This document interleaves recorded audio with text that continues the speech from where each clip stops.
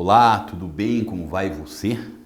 Espero que você esteja bem, sempre bem, estudando bastante, aproveitando esse período aí para colocar a vida em ordem, não é mesmo?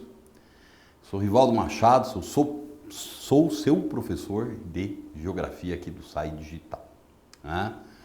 Hoje eu estou aqui com você, meu querido aluno, minha querida aluna, para nós entendermos um pouquinho a respeito de redes de comunicação no Brasil. Então nem preciso dizer para você, não é nenhuma novidade, que as redes de comunicação de forma geral, elas são extremamente importantes para nós compreendermos aí até mesmo o nível de desenvolvimento de um determinado país. Então nós sabemos que vivendo nesse período que estamos, de globalização, de internet, e que cada vez mais cresce, por assim dizer, a integração, a interdependência entre diferentes regiões, diferentes países, continentes e assim por diante, nós acabamos sendo o quê? Que cada vez mais a nossa necessidade de nos comunicarmos com as regiões mais distantes aí, ela se faz mais necessária, Então é nesse sentido que nós acabamos tendo que hoje redes de comunicação, elas são redes de comunicação que elas desempenham, por assim dizer, um papel extremamente importante. Nossa preocupação no encontro de hoje, meu querido aluno, minha querida aluna, é perceber um pouquinho como é que se dá essa realidade aqui no Brasil.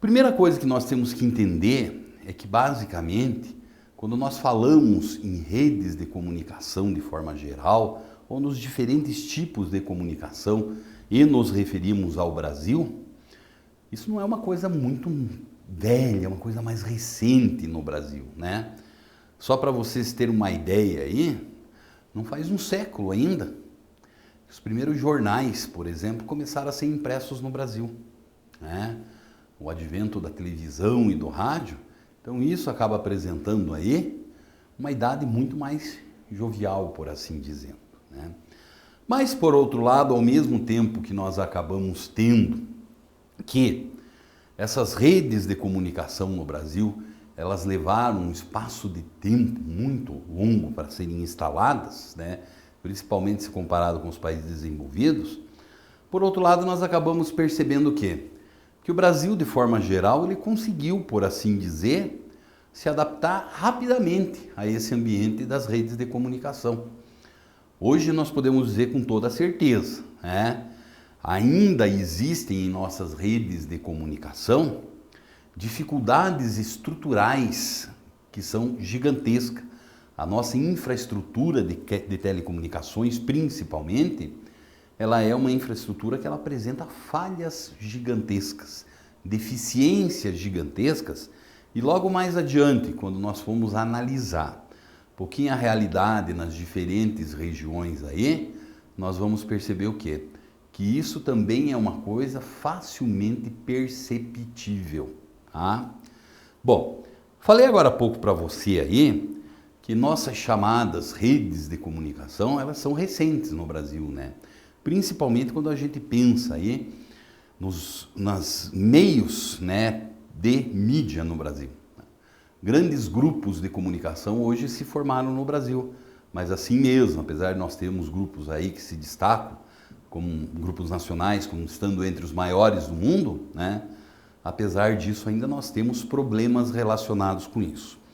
Então a primeira parte da nossa conversa vai ser exatamente neste sentido, A gente perceber que quando nós falamos de grandes empresas de mídia no Brasil, elas são grandes mesmo e muito significativas aí.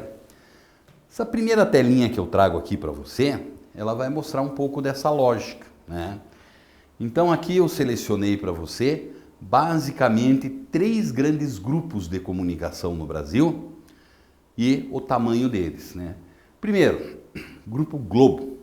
O que acaba acontecendo com o nosso Grupo Globo aí, Então ele é um grupo que vai ser formado ali na década de 1960 e que rapidamente se expandiu se transformando justamente na maior grupo de comunicação no país.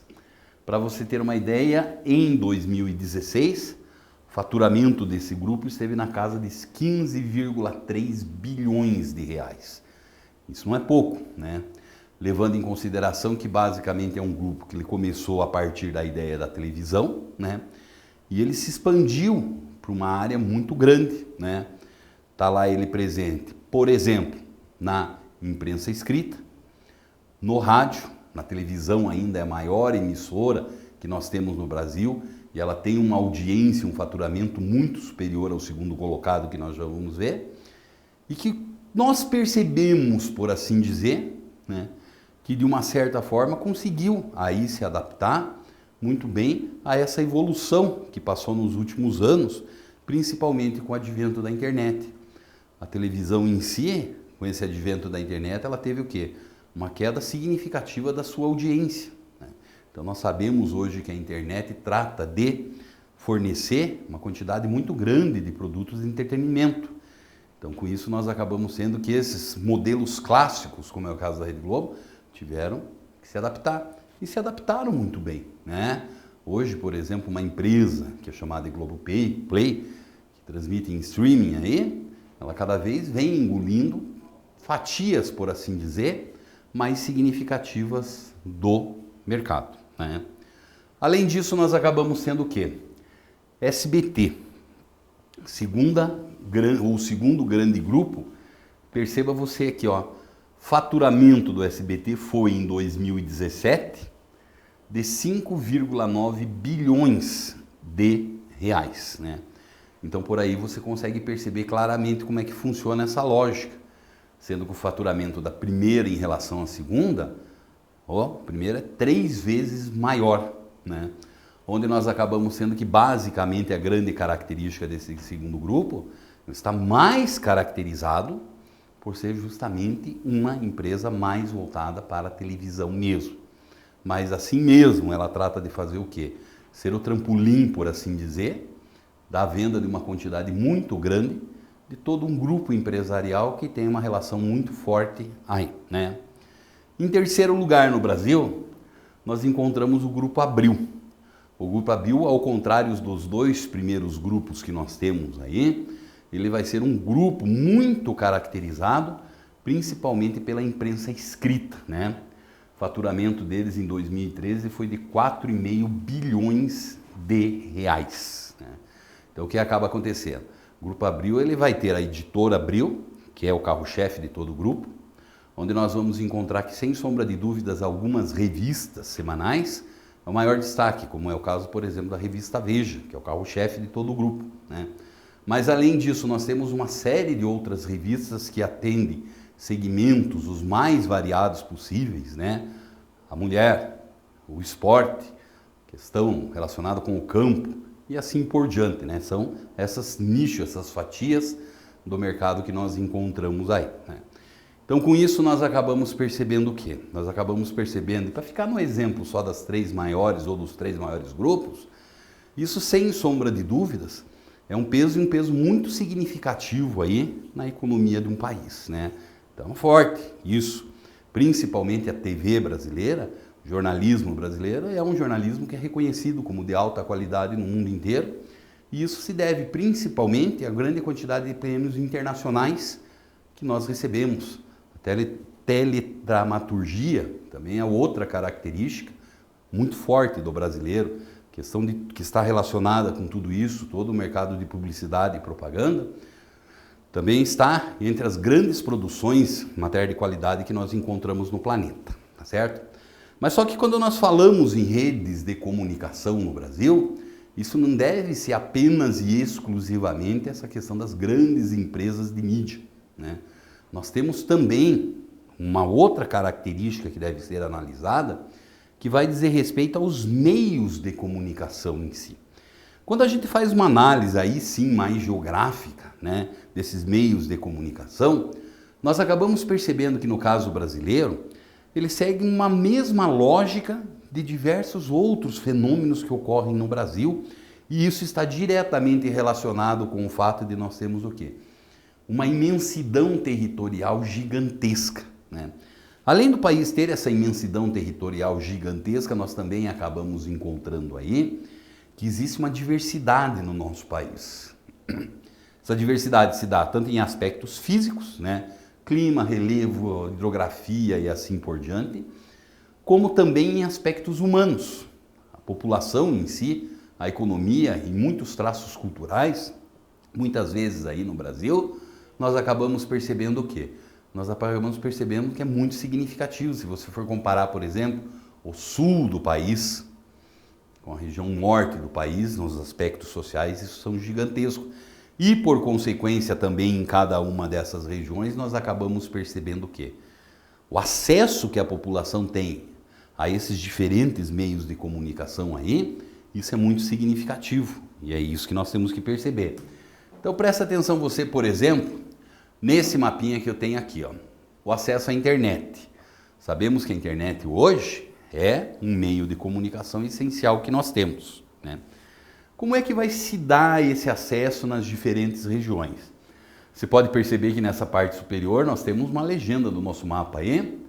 O azulzinho mais claro, um cinza quase, é o quê? A porcentagem de domicílios em acesso, 47,61%, menos da metade. Conforme vai escurecendo o tom de verde, nós acabamos percebendo o quê? Que também a porcentagem de acesso de cada um dos municípios cresce muito significativamente, tá? Então, o que nós temos de forma muito geral que ocorre aqui? Então, olha lá, ó, o que nós acabamos percebendo de forma muito geral aí é que o centro-sul do país, né, com raríssimas exceções, nós acabamos sendo o quê? O acesso a esse sistema de internet, ou internet em si, é muito superior. E alguns estados do norte e do nordeste aí, também nós percebemos isso. Mas principalmente a região norte, parte do centro-oeste e nordeste do Brasil, apresentam deficiências que são deficiências muito significativas, certo? Olha lá, então essa é a primeira característica, internet. Internet nós acabamos percebendo, como eu acabei de falar há pouco para você, isso é essencial no desenvolvimento de uma região, no desenvolvimento de uma população. O acesso a essa informação também. Aqui nós temos o quê? Um outro fenômeno também recente no Brasil, por assim dizer, ou relativamente recente pelo menos. O que nós temos no nosso mapinha aqui? A questão da telefonia móvel, telefonia celular, né? Mais uma vez nós encontramos aqui nessa telefonia a presença do quê? Domicílios com serviço de telefonia, a porcentagem. Então agora nós temos esses tons de vermelho aí, 62% mais claro, ultrapassando ou entre 95 e 98 os mais escuros aí.